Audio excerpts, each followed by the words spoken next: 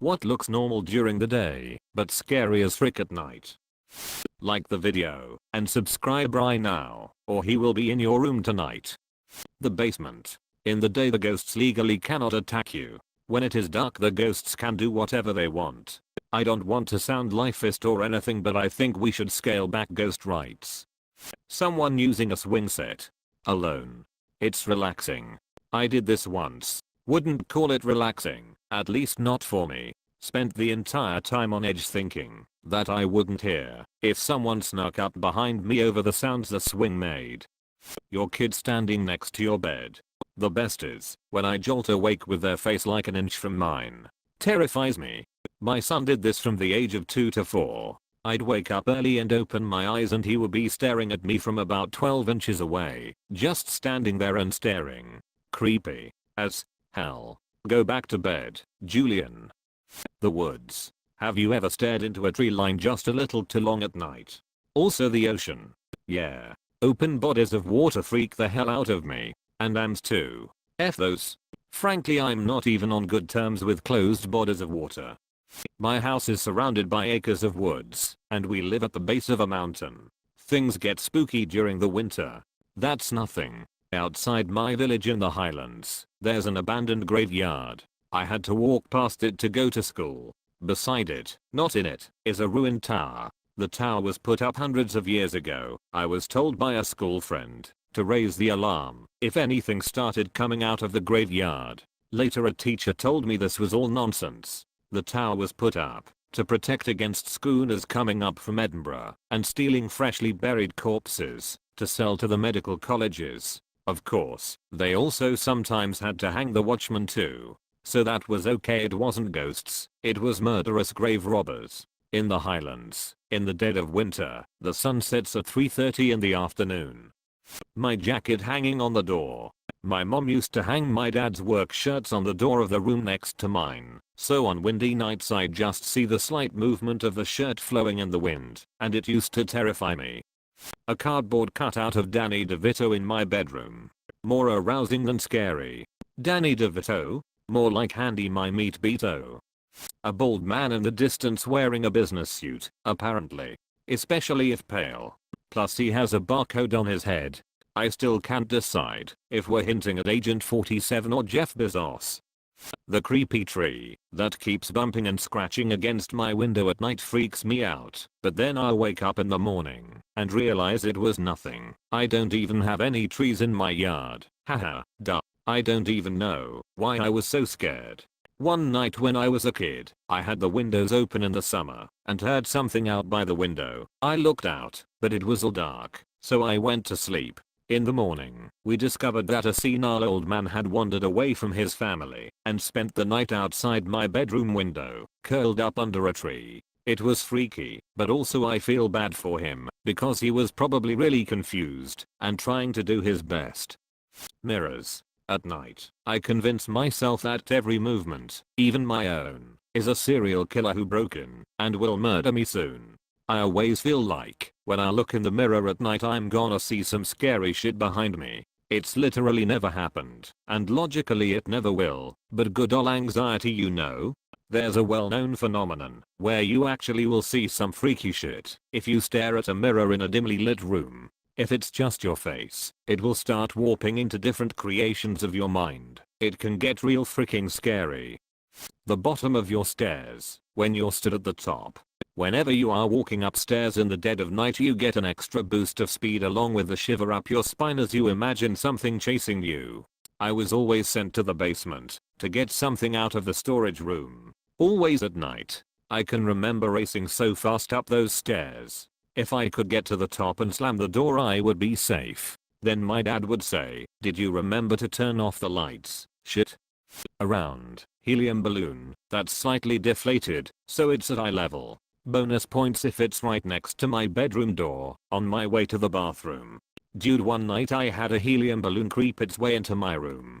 Then it proceeded to float on over to me. I then put it outside of my room. A couple minutes later it's inside my room again. It really wanted to be in my room. Children's playground or schoolyard. Especially that one swing that keeps swinging by itself. It's worse if a swing stops suddenly. My family is spending the weekend in a mountain cabin. Everything is terrifying. City people are out in the country and turn on all the lights to feel comfortable, as they aren't used to the darkness outside. Country people would rather be able to see what's outside looking in, and so only have the lights on when necessary. Can confirm. Somewhat of a city slicker here. Few years ago, sister, nephew and I rented a cabin deep in the woods in a state park. I had to sleep in the bed with a window behind the headboard and beside the bed. Not to mention the door just a few more feet to the left. I was fine hiking around all day in the daylight. Once nightfall hit, I was on complete edge. Barely slept that weekend. I would have been more than happy to sleep with every outside and inside light on. Dolls. Looks normal during the day. Nope. Their dead eyes are disturbing, no matter the time. Cornfields. Around 5 PM one night, my mom and I were driving through a rural state we'd never been to before, and we wanted to visit a nearby landmark. It started getting dark. The road we were on gradually went from being paved, to being gravel, to suddenly being a narrow dirt road between towering rows of corn. Felt like we were driving through an endless maze, with no end in sight.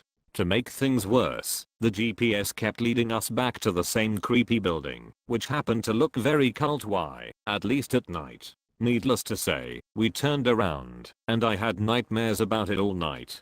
Imagine if some random person jumped out from behind some con and into the middle of the road. I wouldn't sleep for days. Don't ever see the movie Signs.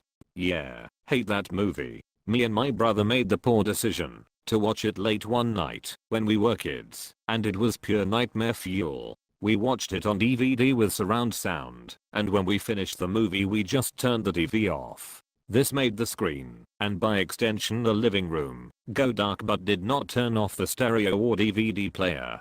So we were left in a dark room listening to the horrifying clicking noises the aliens make, which plays on the DVD home screen, losing our shit, and yelling for our parents, who were trying to sleep. I cried lol.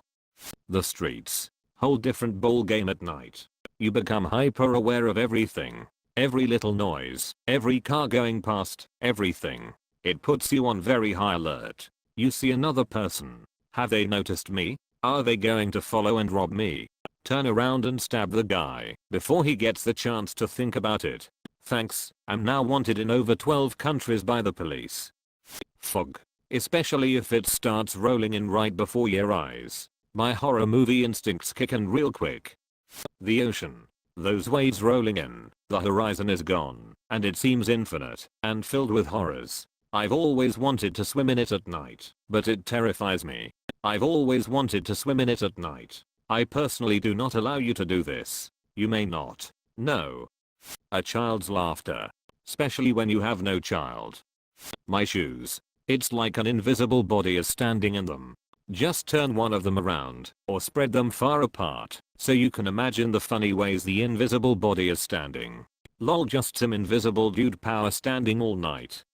Back in Vietnam we had a few guys wounded, so 4 of us went back to back in a field and sent the dust off with the wounded guys. The pilot said 20 minutes tops he would be back for us. We made a 4-sided star, so we could see to the tree line and hold ground till Dustoff came back for us.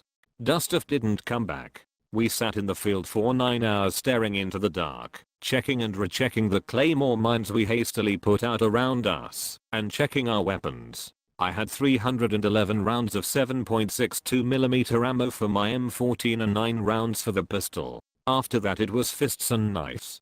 The entire night every branch was Victor Charles. Every noise was Victor Charles. It was the absolute longest night of my life. At first light Dustoff came over the hill and sat down 100 feet from us. We had to help carry each other as our legs had atrophied and muscle cramped so bad from the dehydration. A nice little paddy during the light. 1000 ways to die in the dark. PS the chopper had been hit in a hydraulic hose and had a couple dozen holes shot in it, that is why he didn't come back. The shot up helicopter with the leaks was the best chopper available. Cell phone towers. I don't know why the blinking red lights at night freak me out. If you drive through a wind farm at night all of the turbine lights are more or less blinking in sync.